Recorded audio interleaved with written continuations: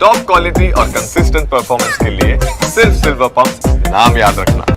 इस वक्त की बड़ी खबर, रूस ने आर्टिलरी से यूक्रेनी सैनिकों पर हमला किया है। हमले में यूक्रेनी बंकर को ध्वस्त किया गया है। रूसी सेना ने देखे किस तरह से आर्टिलरी से हमला किया और बंकर को ध्वस्त कर दिया।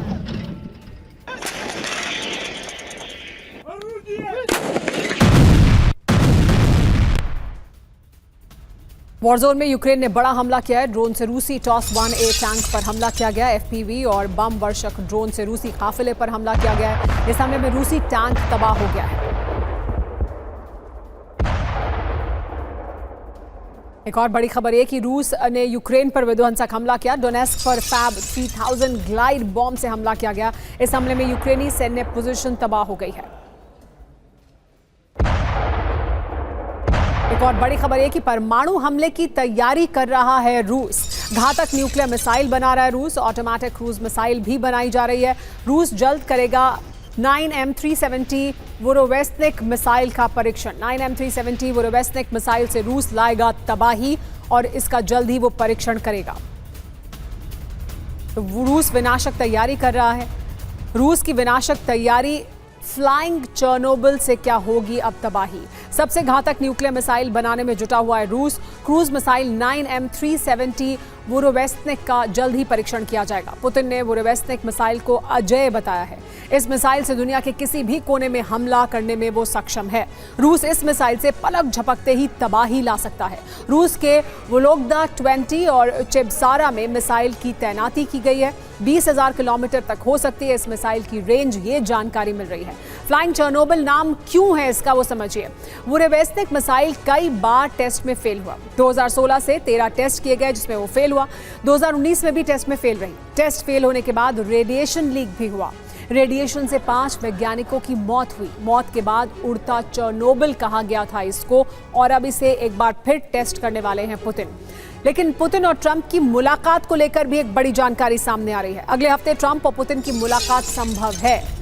एक समिट में ट्रंप और पुतिन और जेलेंस्की की हो सकती है मुलाकात। मुलाकात पर न्यूयॉर्क टाइम्स ने खबर सामने रखी है जिसमें कहा जा रहा है कि अगले हफ्ते ये मुलाकात हो सकती है। ट्रंप के जो दूत हैं वो मिल चुके हैं पुतिन से, जिसके बाद क्रेमलिन की तरफ से बयान दिया गया था कि सकारात्मक बातचीत रही। हालांकि उसके बाद रूस ने बड़ा हमला किया यूक्रेन पर और घातक हमला किया है।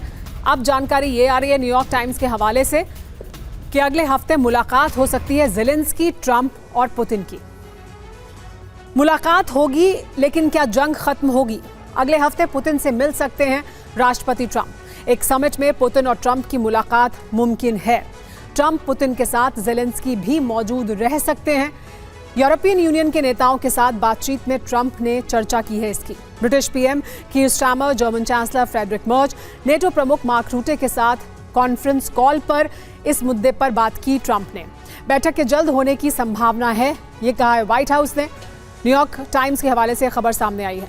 तो क्या ट्रंप और पुतिन से मुलाकात होगी? क्या रूस और यूक्रेन में युद्ध विराम हो सकता है?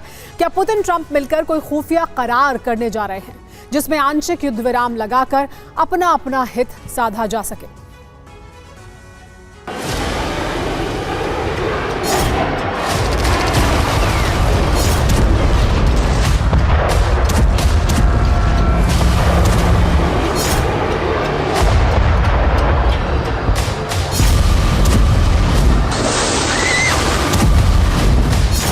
यूरोप में हर हफ्ते हर दिन समीकरण बदल रहे हैं,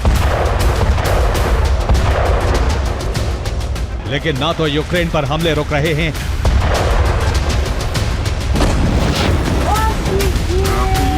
और ना ही रूस पर यूक्रेन बारूद झोंकने में कसर छोड़ रहा है। तबाही का दायरा कितना बढ़ चुका है इन दो तस्वीरों से समझिए। एक तरफ रूस ने डोनेस्क से आगे सुमी फिर खार्किव तक भारी तबाही मचाई है।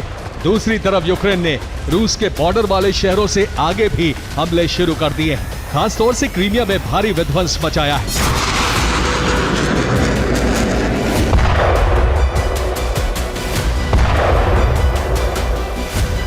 दोनों तरफ से ताबड़तोड़ हमले हो रहे हैं। ये तब है जब ट्रंप खुद को शांति का मसीहा बताने पर तुले, लेकिन अभी तक यूक्रेन रूस के बीच युद्ध विराम नहीं करा पाए।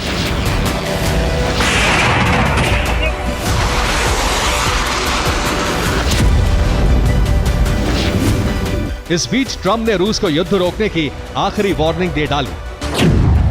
पश्चिमी मीडिया की रिपोर्ट के मुताबिक रूस हवाई हमले रोकने का प्रपोजल रखने वाला है, यानी रूस यूक्रेन में हवाई सीज फायर की संभावना है, जबकि अमेरिका इस प्रपोजल को मान सकता है। इससे ट्रम्प की साख भी बचेगी और यूरोप में प्रभाव बढ़ जाएगा।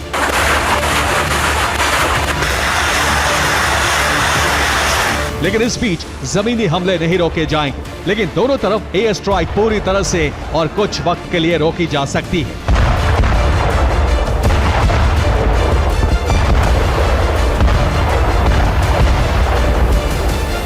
यानी विध्वंस की तीव्रता कुछ कम हो सकती है। इस बीच जमीनी जंग में जो ज्यादा ताकतवर होगा वो ज्यादा नुकसान पहुंचा सकता है।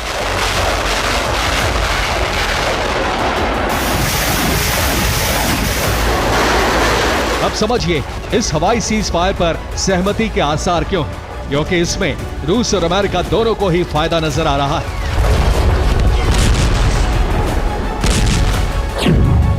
रूस हवाई हमले रोककर लंबे युद्ध की तैयारी कर सकता है। हथियारों के प्रोडक्शन के लिए उसे वक्त मिल जाएगा। साथ ही जमीनी जंग में वो ज्यादा हिस्सा कब्जा सकता है। रूसी सैनिकों को इस युद्ध विराम में पीछे हटने की जरूरत नहीं है, बल्कि वो लगातार कीव की तरफ बढ़ सकता है।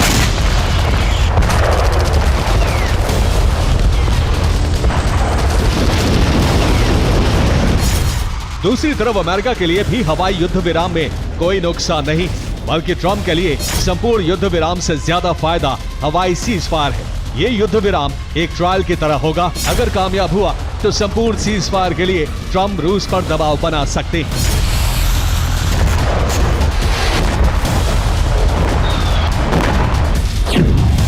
दरअसल ट्रम्प इस प्रपोजल को इसलिए मान सकते हैं कि रूस पश्चिमी यूक्रेन पर हमले रोक देगा। पश्चिमी यूक्रेन रूट से नेटो के हथियार पहुंचते हैं। पश्चिमी यूक्रेन में ही हथियार गोदाम है। रूट सुरक्षित होने से नेटो ज्यादा हथियार यूक्रेन में खपा पाएगा और अमेरिका नेटो को ज्यादा हथियार बेच पाएगा। इसके लिए अमेरिका ने नेटो देशों के साथ पहले ही डील कर ली है।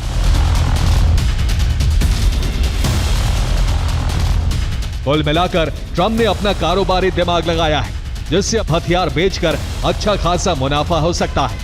यही वजह है कि आंशिक युद्ध विराम होने के पूरे आसार हैं और विटकॉफ को इसकी जिम्मेदारी देकर ट्रम्प ने पुतिन से मिलने भेजा है।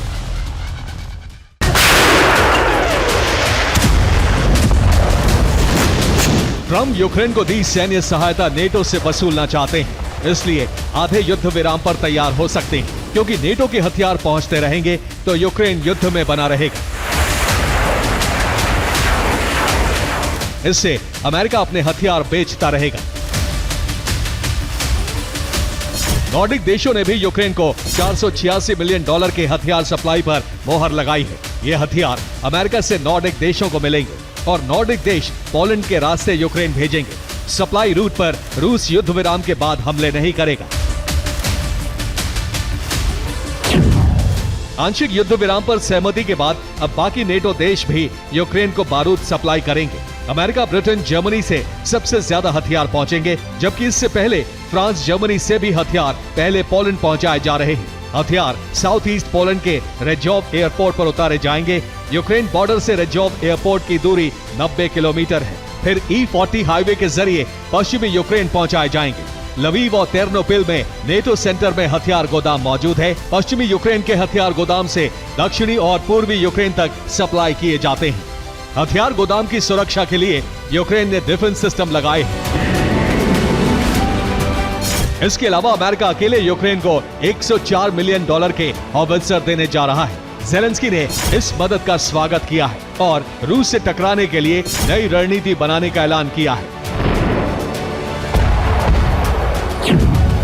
जब एयर स्ट्राइक रुक जाएगी तो जमीनी जंग चलती रहेगी। ऐसे में नेटो नए तरीके से रूस के खिलाफ चक्रव्यूह बना सकता है।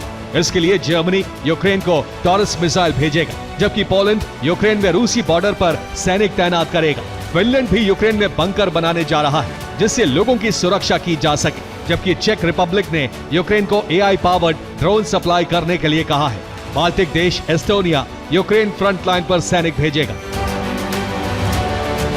इसके अलावा जर्मनी, ब्रिटेन चैलेंजर और लेपर्ड टैंक की बड़ी खेप भेजने वाले हैं। जिससे जेलेंस्की का जोश बढ़ा है। लेकिन जेलेंस्की ये नहीं समझ पा रहे हैं कि यूक्रेन को फ्रंट लाइन पर रखकर ट्रंप सिर्फ अपना फायदा सोच रहे हैं, जैसा कि वो कहते रहे हैं, America first.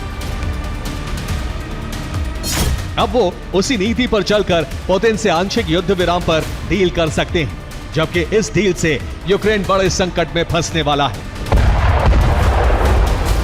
Bureau report, TV9 Bharatvarsh.